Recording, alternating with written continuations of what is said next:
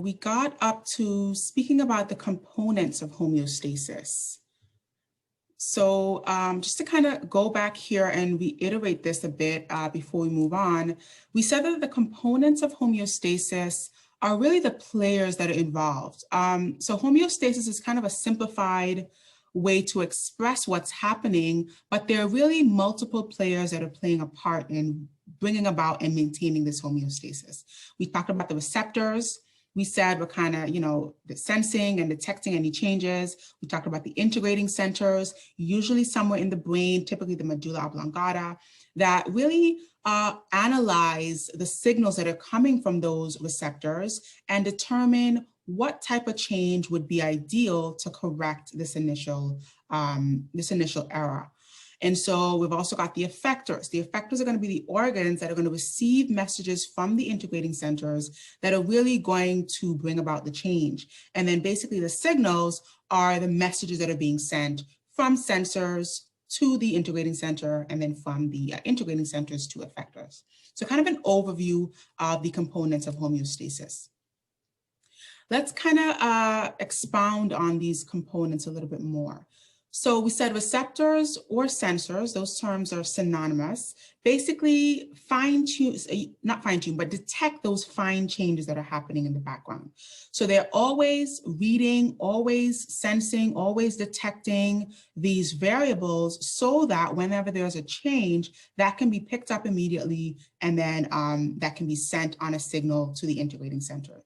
Examples of our receptors and sensors are going to be thermoreceptors. These are going to detect any changes in temperature, and chemoreceptors detect any chemical changes. So any imbalances in our ions, sodium, potassium, any other chemical imbalances will be detected on chemoreceptors. And then baroreceptors are going to be more pressure sensors. So they're going to detect changes in pressure. We'll talk about some baroreceptors that we've got in some of our vessels, but essentially if blood pressure drops, a baroreceptor will pick up that change. Likewise, if blood pressure is too high, it will be detected by a baroreceptor. Let's talk about the integrating centers, usually in the brain, usually the medulla oblongata, sometimes the pons as well, but they're basically going to analyze the signal that's coming from the receptor, figure out what's the best way to bring about a change to correct that error signal that's coming from the receptor, and then send the corresponding signal to the next component, which are the effectors. The signals are simply the messages of communication. We've got input signals coming to the integrating center. These are usually coming from sensors and receptors. We've got output signals leaving the integrating center. Again, these are usually going to the effectors. And these signals are usually chemical messages, neurotransmitters that are sent from one spot to the other. We've also got the effector. So the final player essentially that's going to correct that change is going to be the effectors, usually some type of muscle, smooth muscle, striated muscle, or cardiac muscle. Striated muscle also called skeletal muscle. So smooth skeletal or cardiac muscle or glandular tissue, right? If we increase secretions, decrease secretions, those could also help to correct some changes with some of our regulated variables as well. So the effectors are usually some type of muscle or some type of glandular tissue.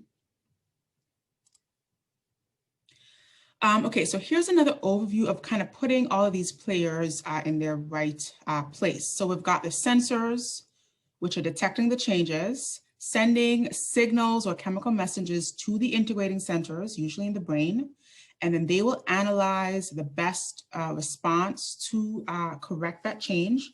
Then that signal will once again be sent to the effectors.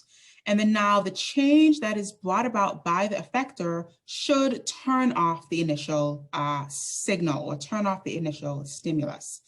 So that's what we call the negative feedback. Remember, we talked about negative feedback. It's going to be a loop, right? Closing this loop of communication by turning off the initial stimulus that initiated this communication to begin with.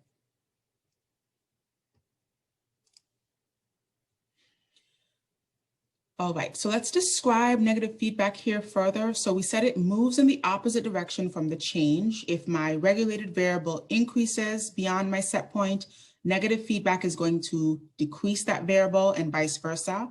We said that it's going to make the change or the deviation from set point smaller, essentially dampening or turning off or decreasing our error signal. And then we also said that it's going to reverse the change in the set point. Another way to say that is going to bring that variable back to set point. So reverse any changes that were initially seen to that variable.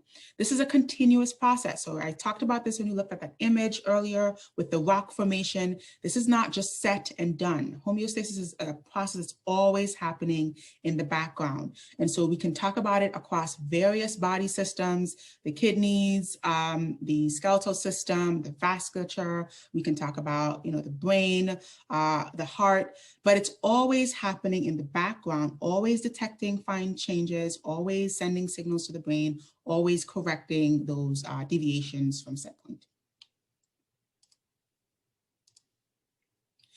Okay, just to kind of drive this home even further, let's look at another example with body temperature. So in this example, we're looking at our sensors in the brain, which are detecting changes of body temperature. So we would like our body temperature to be about 37 degrees Celsius. And so anytime we deviate from that temperature, if we're exposed to a really cold climate or a really hot environment, we're going to deviate in either direction. And so we're going to send, that sensor is going to pick up that change, and we're going to send that signal to the integrating center.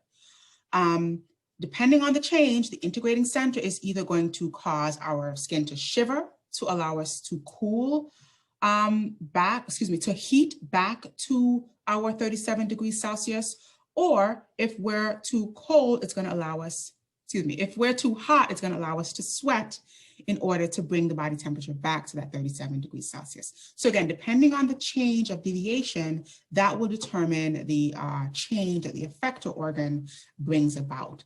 And so in this example, I hope I'm not losing connection. I'm getting a message here that my connection's unstable. Can someone just give me a thumbs up in the chat or a thumbs up reaction, just so I know that I'm still here? Your video is lagging, but your audio has been pretty much fine. Okay, thank you. Thank you so much, Nicole. Just let me. Your audio is okay, but it's kind of robot-y, but we can understand what you're saying. Alrighty, hopefully it comes back. Okay. All right. Okay, so that was the example of body temperature. And when we think about the effectors here, it's either going to be our skin, which causes us to sweat and lose heat, that will cool the body, or it's going to be our skeletal muscle, which really is what spasms to create that shivering, and that's going to generate some body heat, and that's going to help to warm up the body in the case of a cold external environment. And so this other slide is kind of just reiterating that idea that the change is always going to be in the opposite direction from the original deviation. And that is the whole negative feedback that closes that loop. We talked about a blood pressure example, not a blood pressure, a blood glucose example, but we can also think about many other variables, right? Our blood pH, our blood pressure, blood composition, body composition, and the exact same phenomena exists in those systems. Let's talk about another type of feedback that's called positive feedback. Now, positive feedback is not usually used to bring about homeostasis, but positive feedback can be a part of a negative feedback loop, okay? It's a much more rare mechanism in the body than negative feedback. Negative feedback is much more common, but basically the end product of a process is what kind of further stimulates that process. So it's basically potentiating or amplifying the changes that we see through those effector organs. A really good example is our blood vessels. So typically, if we have an injury or a tear to a blood vessel, immediately the body starts creating this blood clot. And the way that that clotting happens is basically we start laying down clotting factors, which are basically proteins that are circulating in the blood, in order to create a plug, a platelet plug that will seal that injury or that tear in the vessel. And so this is an example of a very short positive feedback loop where for a brief period of time, we need to potentiate more clotting factors being deposited to fix that damage. When the damage is fixed, we then return to a negative feedback loop. okay? So positive feedback loops are very rare, but they contribute to negative feedback loops. So for a very short time, it'll be desirable, or the desired effect that we want is really to further potentiate that change away from set point. And then at the end of that, a negative feedback loop brings us right back to our set point. Another example of that is the strength of uterine contractions, okay? So for example, the set point in this scenario would be the state of our uterine muscle. And we like that to be, standard, not extremely constricted or contracted, not extremely relaxed. But for a very brief period during childbirth, we want the strength of contractions to progressively potentiate, to progressively amplify. And so because of the hormones that are coming from the brain and other areas, we see that the contractions of the uterine muscle become progressively stronger and stronger and stronger. Although that's moving away from set point, that is desired for a very brief period of time. And then after the baby is, birthed through the birth canal, then we can relax the uterine muscle. That's going to be the negative feedback loop that ends that very brief positive feedback period. Okay. So would an example of positive feedback be like clotting blood, like you said? Mm-hmm. Okay. Okay. I was just making sure. Yep, so that's an example. So basically for a brief period of time, we want clotting to happen.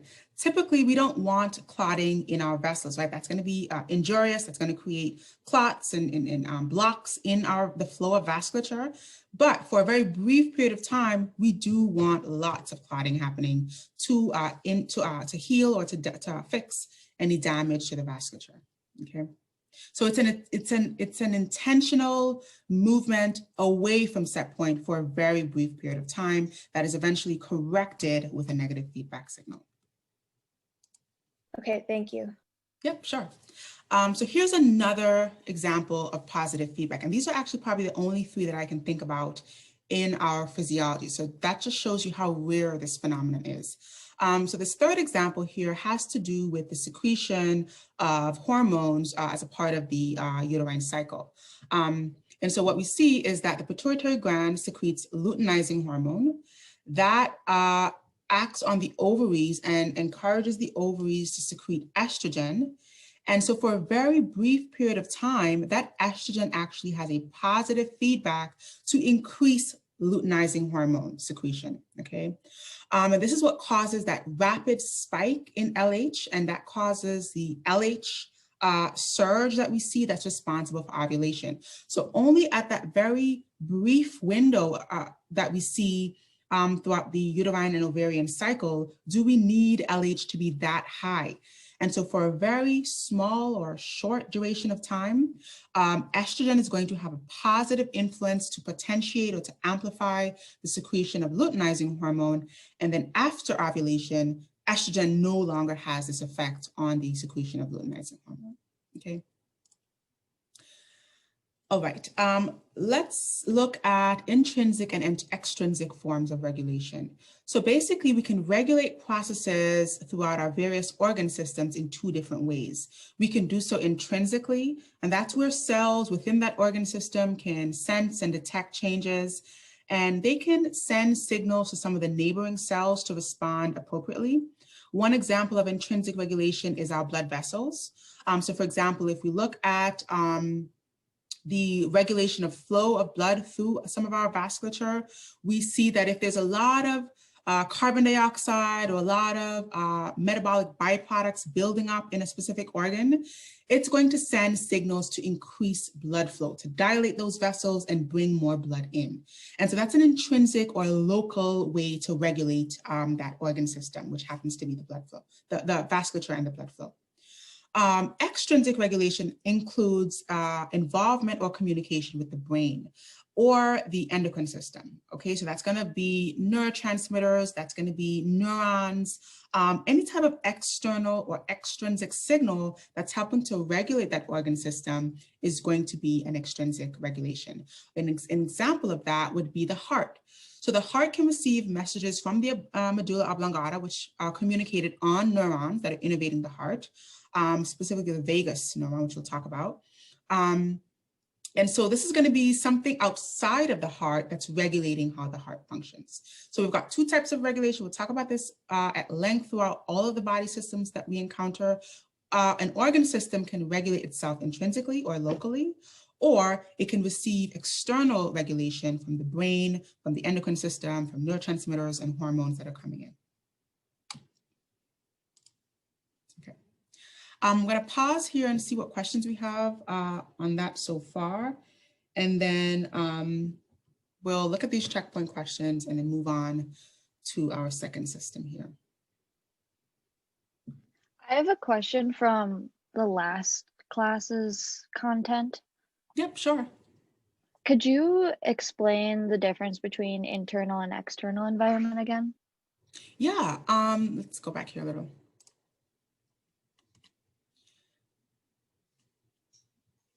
So we said that internal environment is anything inside our physiology, not inside the body. I don't like that wording because when we think about the lungs, when you think about the air that's in the lungs, that is inside our body, but it's not inside our body system. It's not an internal aspect of our physiology, if that makes sense. Anything that's immediately around our cells is our internal environment. When we think about the outside air, when we think about the air around our skin, the air and the contents of the GI, so if there's food in your gastrointestinal system, the air in your lungs, that is still considered external environment, okay? It may be within the body, but it's still external environment. The only way to get from internal environment to external environment and vice versa is to go across these epithelial barriers. So the barrier that lines the GI tract, the barrier that lines the internal surface of the lungs, and then the barrier that lines the internal surface of the urinary tract.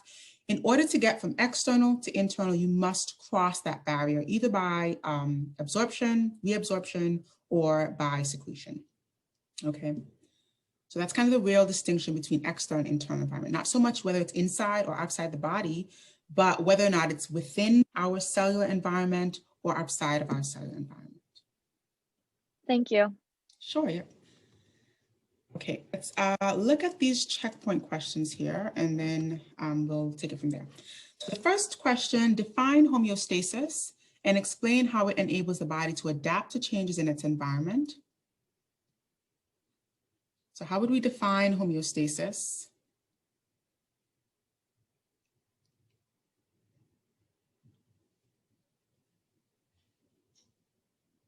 Homeostasis.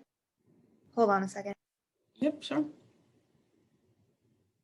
Homeostasis is the point in our body where we're maintaining equilibrium. It's done to keep our bodies healthy.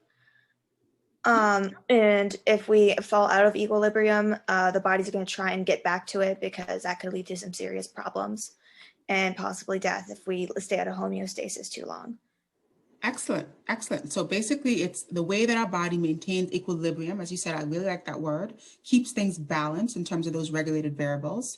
One important kind of addition that we want to add to the definition there is that it's in the face of external changes, right? So the fact that our external environment can be changing, external temperature can be changing, you know, the humidity in the air, like all different parameters can be changing externally, but our internal body environment keeps things constant, keeps things the same, okay? Question 2 here, explain how negative feedback works to maintain homeostasis.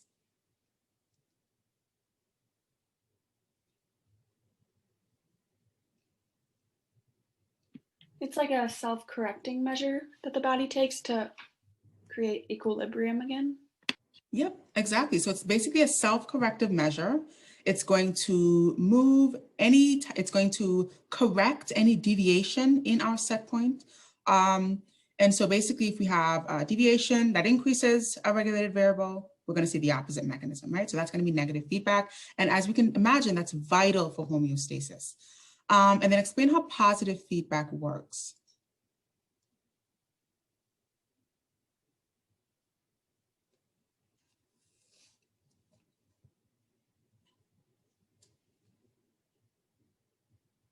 Is it like the end product in a process? And then it stimulates the next process? Yeah, so just to kind of clarify this, so it's basically the end product of a process that further potentiates the production of that product, essentially. So it's basically a change moving away from set point. It's intentional, it's brief, but it is desired for that period of time, okay? So it's the opposite of negative feedback in terms of the direction of the change from set point, but that is desired for a very small period of time. Okay, so that's going to be positive feedback, but negative feedback is really more the important mechanism for homeostasis, and it's the more abundant throughout our physiology.